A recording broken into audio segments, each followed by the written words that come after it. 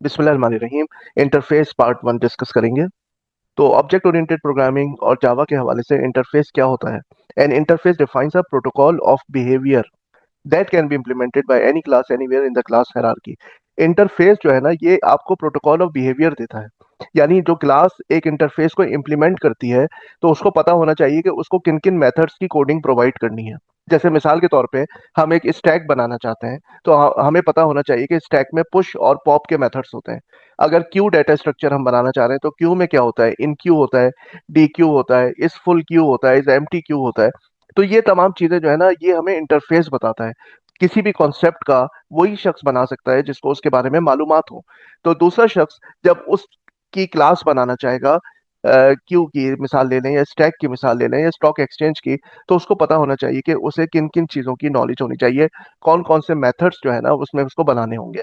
और इस इंटरफेस को जो है कहीं भी हम क्लास हायरार्की में बना सकते हैं। यानी इसके ऊपर एक इंटरफेस है, उसके ऊपर एक इंटरफेस है।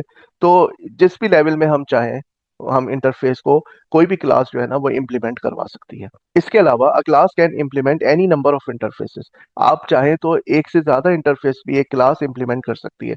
In effect using interfaces gives us the benefit of multiple inheritance without many of its problems. अभी आपने देखा था कि जब हम एक्सटेंड करवाते हैं, तो एक्सटेंड तो हम एक क्लास से करवाते हैं, ठीक है। लेकिन ये प्रॉब्लम जो है ना वो इंटरफेस में नहीं है। आप चाहें तो एक क्लास जो है वो मल्टीपल इंटरफेसेस को इम्प्लीमेंट कर सकती है। यानी ये इस तरह से हो गया जैसे एक क्लास है और उसके ऊपर तीन चार इंटरफेसेस हैं, वो क्लास उनको इम्प्लीमेंट कर रही है। तो फिर ये एक तरह की क्या हो गई, मल्टीपल इनहेरिटेंस का सिनेरियो बन गया। अच्छा, इंटरफेसेस हो या एब्स्ट्रैक्ट क्लासेस हो, they are compiled into byte code, और वही आपकी डॉट क्लास फाइल बनती है, ठीक है। इंटरफेस में क्योंकि आपके पास सिर्फ मेथड्स की डिक्लेरेशन होती है, मेथड की डेफिनेशन नहीं होती, मेथड की बॉडी और कोडिंग नहीं होती। सिर्फ इंफॉर्मेशन होती है कि ये मेथड का नाम है, इसको क्या वैल्यूज पास की जाएंगी, क्या इसकी रिटर्न टाइप होगी, ये इंफॉर्मेशन हमारे पास होती है। लेकिन उसकी बॉडी नहीं होती। तो बिल्कुल एब्स्ट्रैक्ट क्लास की तरह इसको भी हम इंस्टेंशिएट नहीं कर सकते, इसका ऑब्जेक्ट नहीं बना सकते। लेकिन हाँ, इंटरफेस का हम रेफरेंस बना सकते हैं, और साथ में हम क्या कर सकते हैं, कास्टिंग भी परफॉर्म कर सकते हैं इंटरफेस पे।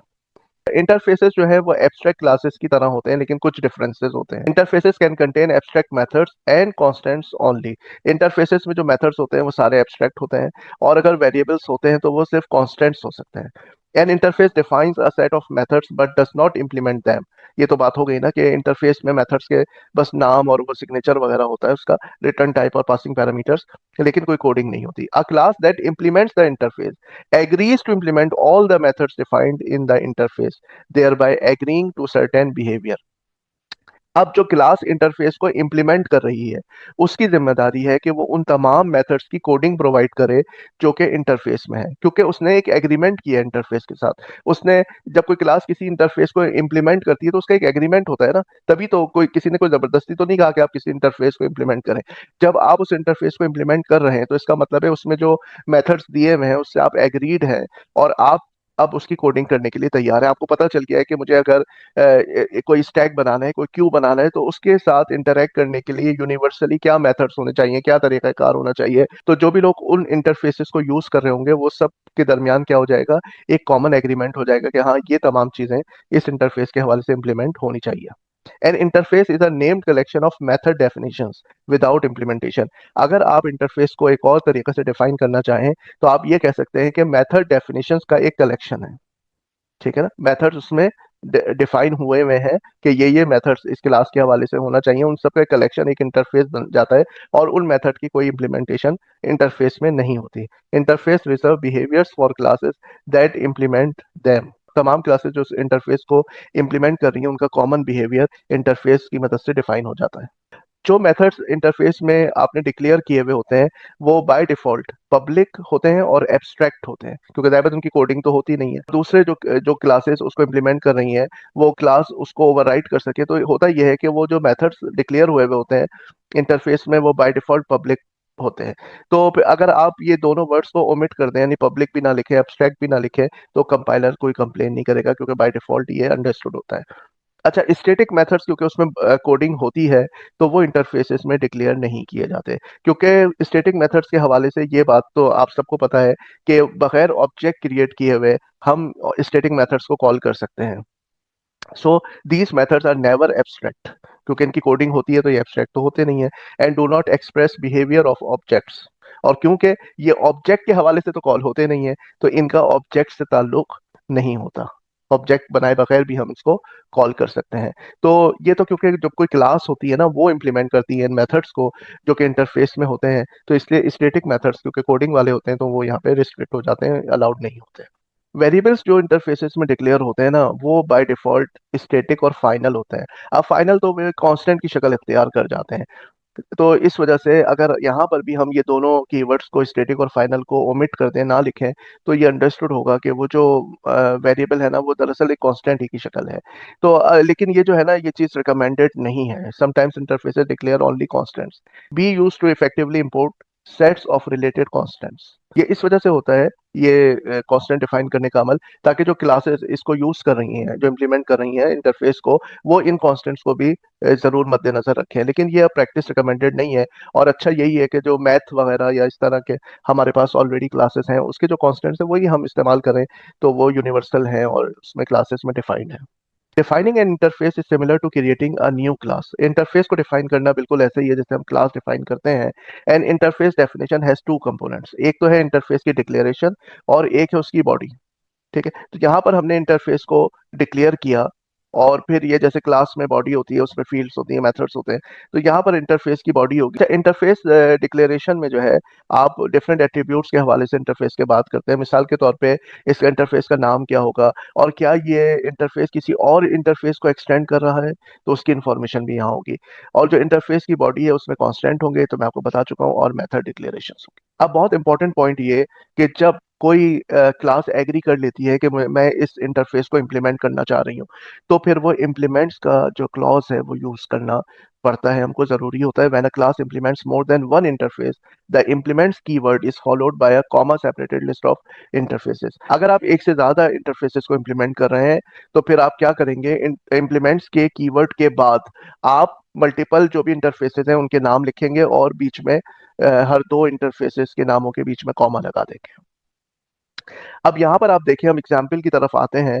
ये अब हमने पब्लिक इंटरफेस, एक स्टॉक वॉचर, ये इंटरफेस हम डिफाइन करने जा रहे हैं। इसमें हमारे पास ये फाइनल जो है, ये कॉन्स्टेंट्स है हमारे पास। स्ट्रिंग सन टिकर, ये हमारे पास स्टॉक के लिए हमने ये रखा है सन, WORCL CSCO, ये हमने डिफरेंट स्टॉक्स के ये शॉर्ट फॉर्म रखे हुए हैं। और एक इसमें एक मेथड है जिसकी रिटर्न टाइप वॉइड है, और ये वैल्यू चेंज्ड, ये बताएगा कि किस स्टॉक की और ये क्या क्या वैल्यू है। ठीक है, तो जो भी इस इंटरफेस को इम्प्लीमेंट करेगा वो इन कॉन्स्टेंट्स को भी कंसीडर करेगा, और इस वैल्यू चेंज मेथड की इम्प्लीमेंटेशन करेगा, इसकी कोडिंग करेगा।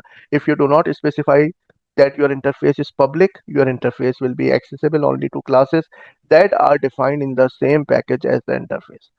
तो वो क्लासेस इस इंटरफेस को इम्प्लीमेंट कर सकती हैं। अगर आपने पब्लिक का वर्ड हटा दिया, तो जो कि आपके पास इस पैकेज में मौजूद है, वही क्लासेस इस इंटरफेस को कर सकती हैं। अगर आपने पब्लिक कर दिया, तो अब कोई भी क्लास जो है इस इंटरफेस को इम्प्लीमेंट कर सकती है।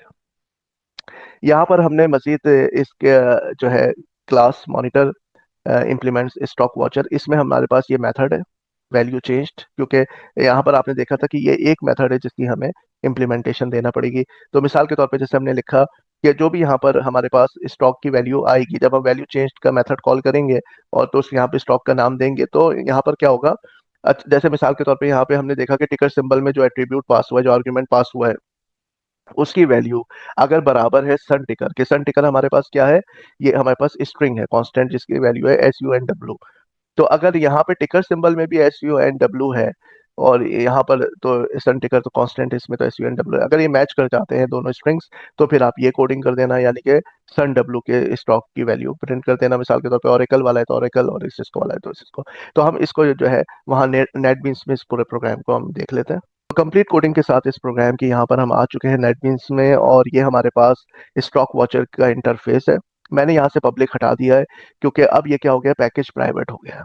ठीक है, तो इससे फायदा ये होगा कि हम, क्योंकि मेन मेथड भी है ना इसमें, तो मेन मेथड जो है उस वाली क्लास को हम पब्लिक रखेंगे, तो यहीं एक ही फाइल में हम इसको फिर इस्तेमाल कर सकें। तो हमने यहाँ पे इस इंटरफेस को पैकेज प्राइवेट कर दिया, कोई भी यहाँ पे एक्सेस मॉडिफाई नहीं लिखा। तो जब कुछ नहीं लिखते तो क्या हो जाता है, पैकेज प्राइवेट हो जाता है। तो यहाँ कमेंट में हमने डाल दिया है। ताकि इसी फाइल में रहे, वरना फिर अगर पब्लिक कर देते ना फिर हम इसको सेपरेट फाइल में सेव करना पड़ता। अच्छा, ये हमारे पास कोई कांस्टेंट आ गए हैं, स्ट्रिंग्स हैं, उनके नाम रख लिए सन टिकर, ओरेकल टिकर और सिस्को टिकर करके। और ये वैल्यू चेंज का हमारे पास मेथड डिक्लेरेशन है इस इंटरफेस में, लेकिन इसकी कोडिंग कहाँ होगी? कोडिंग यहाँ होगी। अब हमने बनाया है स्टॉक मॉनिटर के नाम से क्लास बनाई है, जो कि इम्प्लीमेंट कर रही है इस इंटरफेस स्टॉक वॉचर को। ये बात जहन में रखिएगा कि ये जो क्लास है ये इम्प्लीमेंट कर रही है इस इंटरफेस को। तो अब इसकी जिम्मेदारी है कि जो वैल्यू चेंज वाला मेथड था वहां पे बताया हुआ था कि ये होना चाहिए, तो उसकी अब हम यहाँ कोडिंग करेंगे। दो इसमें क्या है, आर्ग्यूमेंट्स, एक स्ट्रिंग है और एक आपके पास जो है फ्लोटिंग पॉइंट वैल्यू है। तो यहाँ पर जब इसका हम ऑब्जेक्ट बनाएंगे स्टॉक मॉनिटर का, उसके फेवर में फिर हम ये वैल्यू चेंज का मेथड कॉल करेंगे। उसके बाद ये आ गया, देख लें, टिकर सिंबल डॉट इक्वल्स। अब ये यहाँ पर जो भी आप ऑब्जेक्ट बनाने के बाद यहाँ जिस भी शेयर्स का नाम आप यहाँ पास करेंगे बतौर स्ट्रिंग के, उसकी वैल्यू कंपेयर हो जाएगी सन टिकर से। अगर सन टिकर वाला यहाँ पे नाम आता है यानी SUNW, तो फिर ये मैसेज प्रिंट होगा, monitoring SUNW stock at dollar, और यहाँ पे वो वैल्यू आ जाएगी जो वैल्यू वहां से पास हुई हुई होगी। ठीक है, और अगर टिकर सिंबल की वैल्यू ऑरिकल वाली है तो ऑरिकल की इस तरह से होगा। तो अब आप यहाँ पे आए नीचे देखें कि हमने जो मेन मेथड है ये हमने रखा है स्टॉक मॉनिटर ऐप की क्लास में। स्टॉक वॉचर क्या है, ऊपर जाकर आप देखें कि स्टॉक वॉचर जो है दरअसल वो तो इंटरफेस है। तो हमने इंटरफेस का एक रेफरेंस बनाया, इंटरफेस का रेफरेंस बना के, और स्टॉक मॉनिटर इस क्लास का ऑब्जेक्ट बनाया, क्योंकि यहाँ पर आप स्टॉक वॉचर नहीं लिख सकते, क्योंकि जो न्यू के बाद जो क्लास का नाम आना चाहिए वो होनी चाहिए जिसका आप ऑब्जेक्ट बना सकें। तो वो क्लास कोई एब्स्ट्रैक्ट क्लास नहीं हो सकती, कोई इंटरफेस नहीं हो सकता, क्योंकि मैंने अभी आपको बताया था कि आप जो है किसी भी इंटरफेस या एब्स्ट्रैक्ट क्लास का ऑब्जेक्ट नहीं बना सकते। और न्यू के बाद तो यहाँ पर आप जो लिखेंगे उसका ऑब्जेक्ट बनेगा बेसिकली। हाँ, क्योंकि ये क्लास जो है स्टॉक मॉनिटर ये इम्प्लीमेंट कर रही है स्टॉक वॉचर को, तो एक तरह से आप कह लें कि वो इंटरफेस जो है इस क्लास का पेरेंट हो गया इनडायरेक्टली। तो फिर आप पेरेंट का आपने रेफरेंस बना लिया और ये चाइल्ड का ऑब्जेक्ट उसके अंदर डाल दिया, कोई मसले की बात नहीं है, तो हम कई दफा कर चुके हैं। अब यहाँ पर आप मॉनिटर डॉट वैल्यू चेंज में सन डब्लू उसका बता दिया क्या रेट है डॉलर में, और आपने फिर वैल्यू चेंज का मेथड दोबारा कॉल किया ORCL की वैल्यू के साथ, और CSCO की, और डबल APL। अब डबल APL जो है ये यहाँ पर इंटरफेस में कांस्टेंट डिफाइंड नहीं है, ठीक है ना। यहाँ तो तीन है, सन के, ओरेकल और सिस्को के स्टॉक्स का तस्करा। तो हमने यहाँ पे एक डिफॉल्ट का ऑप्शन भी रखा हुआ है, इफ एल्स में आखिरी जो एल्स है उसमें अननोन स्टॉक, ठीक है। यानी कि अगर सन टिकर से मैच नहीं होती वैल्यू स्ट्रिंग की, या ओरेकल से नहीं होती सिस्को से, तो वो यहाँ आ जाएगा और लिख देगा नॉन स्टॉक सिंबल, और टिकर सिंबल की जो वैल्यू है खाली वो प्रिंट करेगा, इसकी वैल्यू भी नहीं दिखाएगा इसकी क्या वैल्यू है। ठीक है, तो ये हमने यहाँ पर ये मेथड की कोडिंग कर ली है, और इस हवाले से कर ली है जो स्टॉक्स हम डील कर रहे हैं। तो हमने एक ही ऑब्जेक्ट बनाया है, और उसी ऑब्जेक्ट के लिए हम बार बार वैल्यू चेंज का मेथड कॉल कर रहे हैं, और इसमें डिफरेंट स्ट्रिंग्स हम पास कर रहे हैं स्टॉक्स की। तो क्योंकि यहाँ पे इफ की स्टेटमेंट लगी हुई है वैल्यू चेंज में, हमने इम्प्लीमेंट किया है, तो यहाँ पर वो मैच करेगा कि भाई ये वाला अगर स्टॉक है तो इसकी वैल्यू दिखाओ, ये वाला स्टॉक है तो उसकी वैल्यू प्रिंट करो। तो ये इस तरह से हमने इसको डिफाइन किया हुआ है। ठीक है, तो ये मेरे ख्याल है आपको एक प्रोग्राम समझ में आ गया होगा कि यहाँ पर एक इंटरफेस है और एक क्लास है जो कि इम्प्लीमेंट कर रही है इंटरफेस को, और एक क्लास है जिसके अंदर मेन मेथड है, उस क्लास का नाम भी अलग है, स्टॉक मॉनिटर ऐप। और ये स्टॉक मॉनिटर है जो कि इम्प्लीमेंट कर रही है स्टॉक वॉचर इंटरफेस को। तो हमने ऑब्जेक्ट जो बनाया है वो स्टॉक मॉनिटर का बनाया है, क्योंकि ज़ाहिर है वो क्लास है जिसमें मेथड्स की कोडिंग मौजूद है, और उसको रख दिया है इंटरफेस के रेफरेंस में। ठीक है, थैंक यू वेरी मच।